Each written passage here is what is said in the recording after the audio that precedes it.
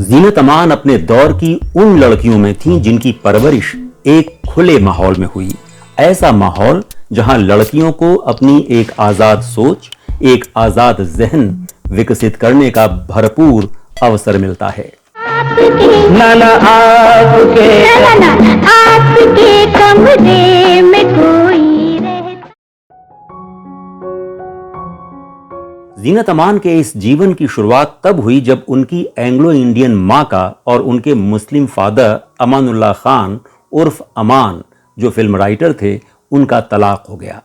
इसके बाद उनकी मां ने जीनत अमान को पढ़ाई के लिए पंचगनी के सेंट जोसेफ स्कूल भेजा। वो दिमाग से इतनी तेज और पढ़ाई में इतनी अच्छी थीं कि अपने स्कूल की हेड गर्ल भी रहीं। और तो और 17 साल की उम्र में उन्हें अमेरिका के जाने माने शहर लॉस एंजलिस में यूनिवर्सिटी ऑफ साउथ कैलिफोर्निया में पढ़ाई करने के लिए स्कॉलरशिप मिली।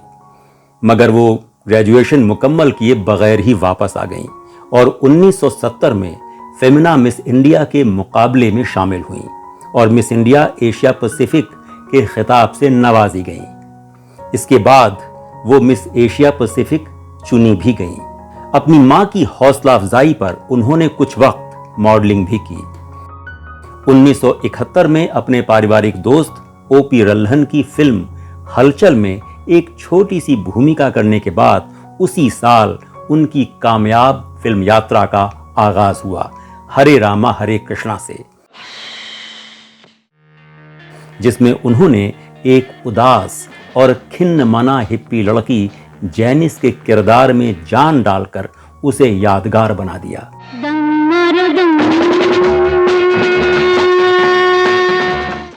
1970 का दशक हमारी हिंदी फिल्म इंडस्ट्री के लिए बड़ा ही उर्वर या जरखेज दशक कहा जाएगा। इस दशक में न केवल एक से एक बढ़कर सफल फिल्में आईं, बल्कि एक से एक बढ़कर अदाकारों और अदाकाराओं ने अपने अभिनय और अपनी अदाओं से लोगों का मन मोह लिया था।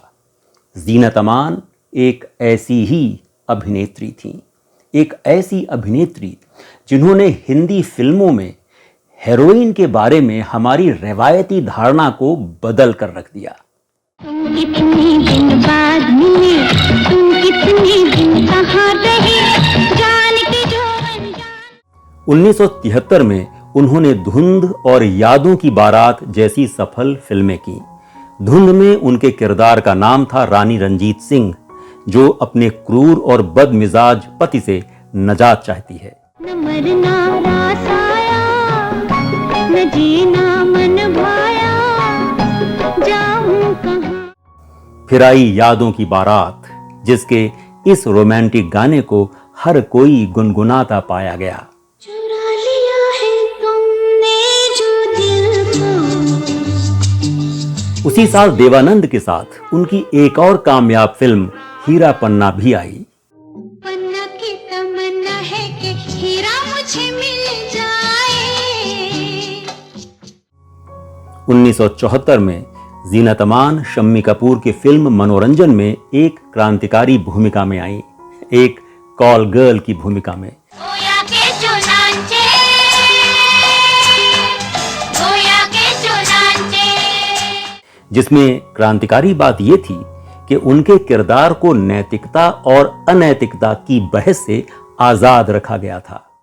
खुशी के दिन हो या गमों की शाम हो, उसी की याद हो। इसी बरस कुछ और फिल्मों के अलावा रोटी कपड़ा और मकान और अजनबी जैसी हिट फिल्में आईं। अरे हाय हाय ये मजबूरी, एक अजनबी हसीना से यूं मुलाकात। लेकिन हरे रामा हरे कृष्णा के बाद उनसे जिस तरह की उम्मीद की जा रही थी, वो व्यावसायिक फिल्मों की भेंट चढ़ गई। भीगी भीगी रातों में, मीठी मीठी बातों में, ऐसी बरसातों में। अजनबी के बाद जीनत अमान ने करीब 14 फिल्में और की और फिर 1978 में वो सत्यम शिवम सुंदरम में गांव के एक पुजारी की बेटी रूपा की भूमिका में आई।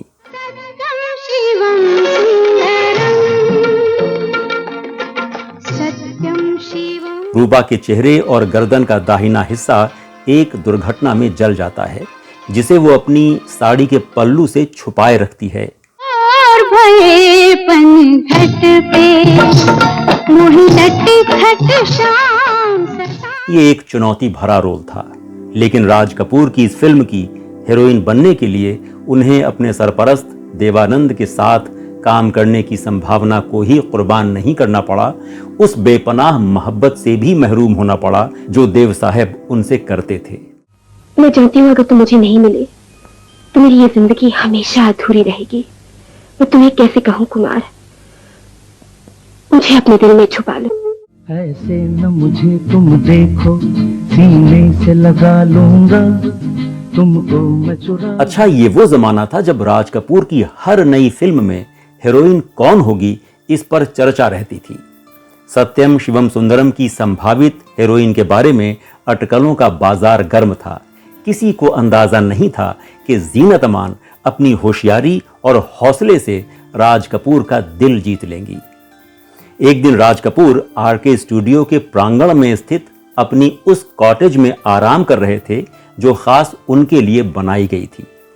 अचानक दरवाजे पर दस्तक हुई। राज कपूर ने पूछा, कौन है?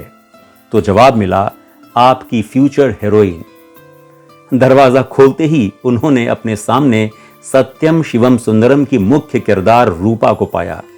जीनत अमान ने उसी तरह की साड़ी बांध रखी थी और चेहरे पर वैसा ही मेकअप कर रखा था जैसा कि राज कपूर ने अपने इस किरदार के बारे में सोचा था।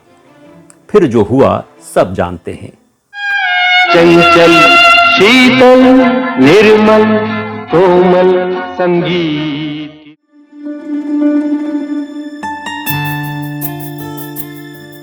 उसी साल यानी 1978 ही में जीनत अमान अमिताभ बच्चन के साथ डॉन में आई, जो एक सुपरहिट फिल्म थी। जिसका मुझे था इंतजार, जिसके लिए दिल। डॉन के बाद अमिताभ बच्चन के साथ उनकी एक और फिल्म द ग्रेट गैम्बलर आई, जो शुरू में तो ज्यादा कामयाब नहीं हुई, लेकिन आगे चलकर उसे एक अहम सफल फिल्म का दर्जा हासिल हुआ।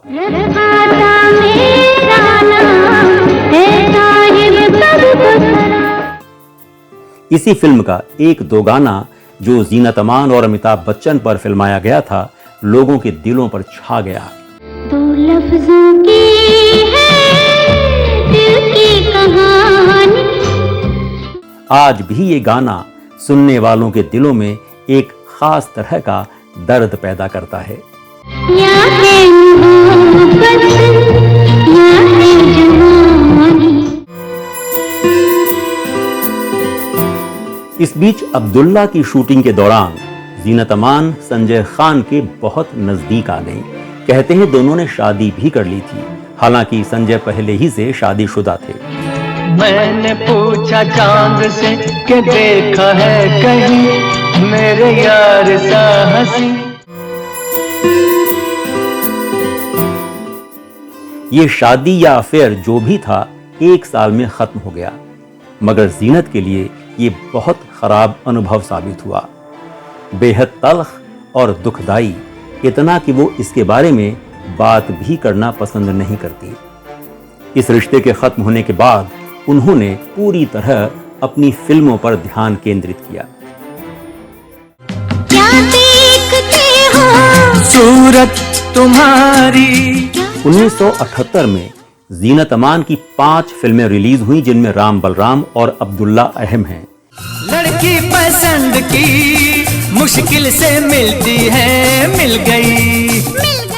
भीगा बदन जलने लगा, मौसम बदलने लगा। फिर 1980 और 1985 के बीच उनकी लगभग 29 फिल्में आईं, जिनमें अली बाबा और 40 चोर, कुर्बानी, दोस्ताना, इंसाफ का तराजू, लावारिस, तकदीर, पुकार, महान, सोहिनी माहिवाल, मेरी अदालत और भवानी जंक्शन जैसी फिल्में शामिल हैं।